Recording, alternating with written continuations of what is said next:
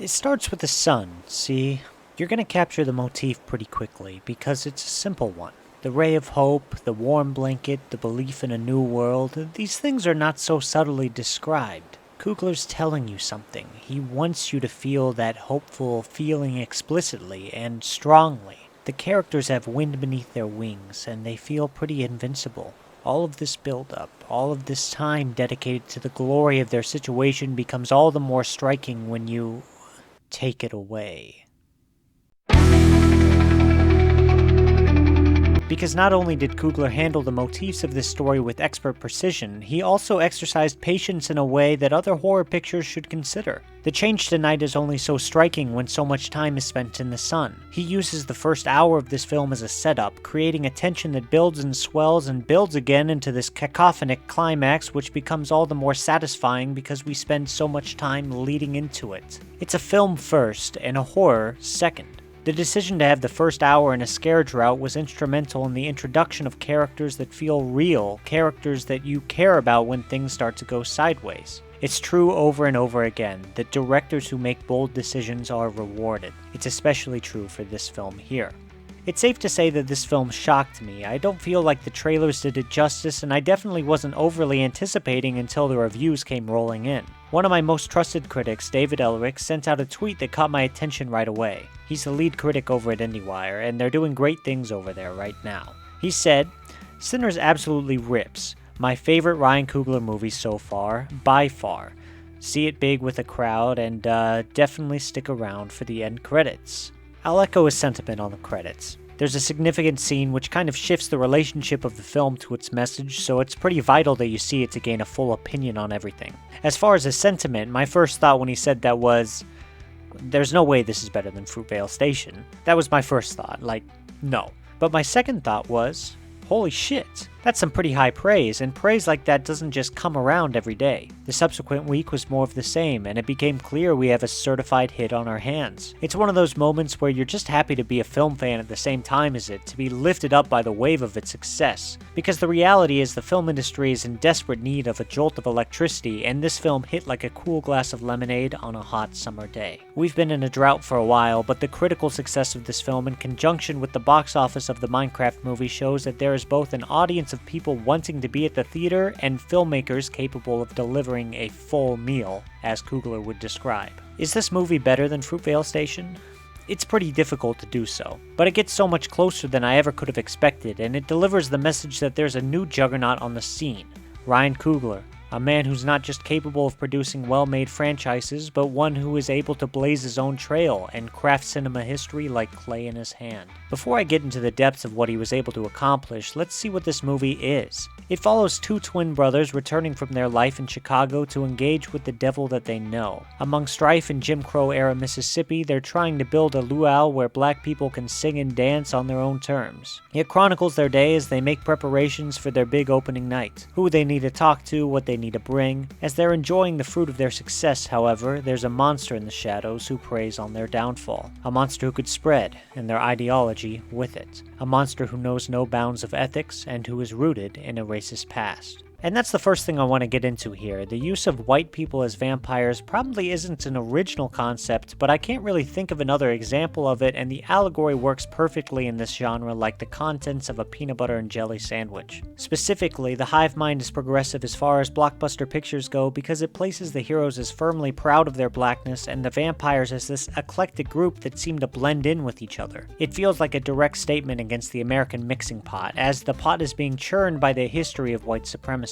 The vampires steal what they find to be valuable and create an amalgamation that on the surface feels pleasant and exciting but conceals a more sinister motive, which is to eject these people from their culture and dole down their strength. While this isn't a new idea in critical race theory, the way it's so expertly applied here not only gives the movie a weighty backdrop, but it also serves as a mechanism to create a conversation in mainstream audiences. The way in which Coogler achieves this isn't subtle, nor should it be. In fact, the overt approach to this movie I find to be one of its greatest strengths. Now, I can no longer talk about this movie without mentioning its music score, which is the best score of Ludwig Göransson's career and one of the great scores in the history of cinema. I feel that highly about it, and if you've seen the movie, I'm sure you can understand where I'm coming from. I mean, it has this incredible bombasticity to it, this absolute disregard for shame in a way that makes it so freeing. It's overt, it refuses to apologize, and it revs its engine right in your face. It's the definition of bold, it really is, and with an industry saturated with subtlety, which views quietness as a sign of intelligence, this score flips everything on its head and delivers something that strikes through the crowd. I can't contain my excitement that this is the way we're going musically. It feels like a return of Ennio Morricone in all the best ways. Its power and its presence, it just bleeds through the film in a way I haven't seen in quite a while. Not only that, but with a score so loud, the exclusion of it in certain scenes creates a drama in and of itself. It's such a character that you feel real fear as you lose its presence. And when it returns, you feel a different fear again. I'm just so astounded by how well Göransson and Coogler were able to work together. They have a chemistry that feels special, and this film was infinitely elevated by the music's ability to work along with the movie's motifs.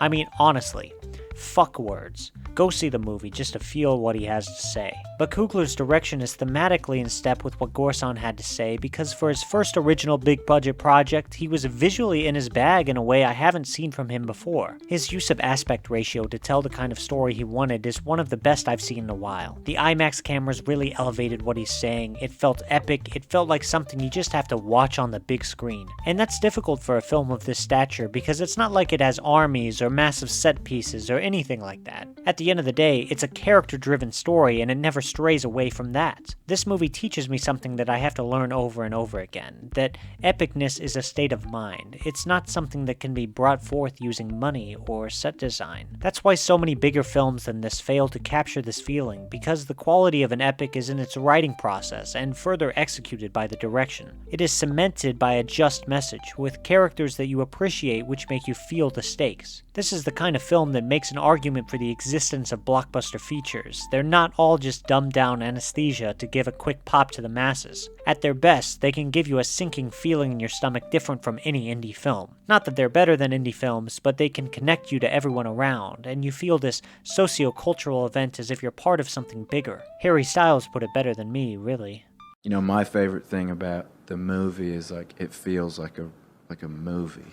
It feels like a real go to the theater film movie that you kind of the reason why you go to watch something on the big screen. Thanks, Harry. But when it comes to the actual direction, to the content, Ryan Coogler was excellent with displaying sweeping landscape shots and blocking actors in a way that felt interesting every conversation. I liked some of the fades he used to put scenes together, and like I said before, he wasn't afraid of doing something bold. The saturation and the color correction I thought looked cheap in the trailers, but in the end product I loved his use of color. It popped out, it was pretty defining, and more importantly, he used those color details to his advantage. He didn't leave extra space without using the technical mediums to further appreciate his message. While the rest of the filmography is certainly well made, I never felt this authorial vision until now, which is a huge step up for him on a directorial level. The level of confidence was different, his choices were more sure of themselves, and he made this movie in a way where I'm just ridiculously excited to see what he does next. In the past, he was a really good director. Now, he's an excellent auteur. And one way you can see that, in which everything comes together, is the scene in which they finally get to open with music at the club. This scene is pure sensory overload. It's outstanding squared. It's one of the most exciting scenes I've seen in quite a long time because, like I mentioned before, the patience to build up to it creates the most fruitful results. These scenes are executed brilliantly, but there's no way they would be as impactful without the story structure there to lift them up. And I think that's where I have to get to the writing, which is funny because in some ways it's both my favorite and least favorite part of the movie. I think writing is such a big topic, it's such a big part of filmmaking because it needs to be separated into two different parts to analyze it correctly. To me, there's the structure and there's the dialogue. Structure is more important, although dialogue is extremely, extremely important. And what I'd say is my one slight negative on this picture is that the dialogue was clunky at times. Not that it's bad or anything that close, but it felt a little little unnatural, a little manufactured. Great dialogue really gives the chance for actors to elevate their performances because they can maneuver the words with a little more subtlety, a little deeper meaning than what's on the page. I'm not sure if many actors had the ability to do that here, and while some of them gave really good performances, in Michael B. Jordan's case, a great one, I'm not sure if they were quite as good as they could have been if Coogler took one more draft to marinate the conversation. But speaking of the actors, they were really good, and it's exciting to see a lot of them get good work.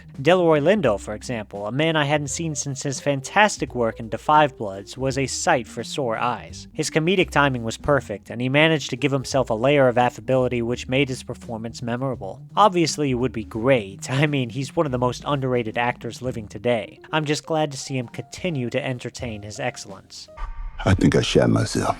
Hailee Steinfeld is another actress who I haven't seen in great work for a while, although unlike Delroy Lindo, she's just been in a lot of mediocre movies instead of a good one, with the exception of some wonderful voiceover work. She was really good here, although not as strong as Lindo, her chemistry with Michael B. Jordan made that relationship enticing and gave a good hook to the characters. But really, it's Michael B. Jordan's movie, and only Michael B. Jordan's movie. Originally, one of the reasons I had trepidation when I saw the trailer for this one was specifically that Jordan plays two roles here. I don't like that technology. I think while it's an interesting gimmick, you can't replace real chemistry, as in two actors working off of one another. There's a variety there that's hard to replace. Now, I'll admit though, it has worked in the past. Armie Hammer in The Social Network is hard to miss. Mark Ruffalo, and I Know This Much Is True, is quite good as well. But I do feel like Michael B. Jordan gave the best version of this effect, as both of his characters felt completely their own and detached from each other. Smoke is a radically different person than Stack, with both of these guys given their due diligence. They feel larger than life, and for a film like this, I mean that as a good thing. Also, the costume design for the two of them was overt, but successful. And that's the film for me. It packed a punch, it was entertaining and intellectually stimulating, and it gave a jolt of adrenaline to a film season that sorely needed it. Thank God this movie came out. I was beginning to wonder if they still made Hollywood films this good. But to tell you guys the truth, I just had a chicken sandwich before writing this part, so I'm a little sleepy and I want to take a nap. So that's my conclusion to this review. It's a movie I'm going to give an Oogway to.